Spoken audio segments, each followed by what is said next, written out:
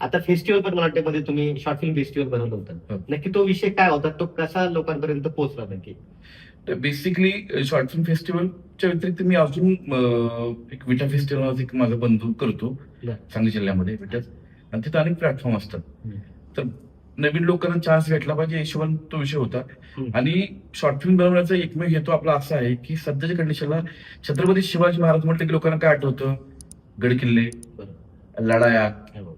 म्हणजे आग्र्याहून सुटका केली, अफजल खानाला फाडलं, त्याच्या व्यतिरिक्त शाहिस्तेखानाची बोटं कापली. त्याच्या व्यतिरिक्त महाराज किती ग्रेट होते विचाराने. म्हणजे जर जगात सगळ्यात ताकदवर कोण असेल तर जगात सगळ्यात ताकदवर माणूस आहे छत्रपती शिवाजी महाराज, आणि आपण त्यांच्या महाराष्ट्र जन्मलो.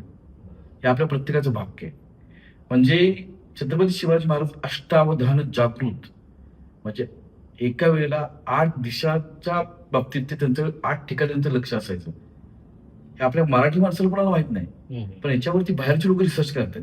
हा, हा. छत्रपती शिवाजी महाराज हे लढाईच्या व्यतिरिक्त टोक्याकडून किती ताकदवर होते, नीतीने, त्यांच्या कर्तृत्वाने.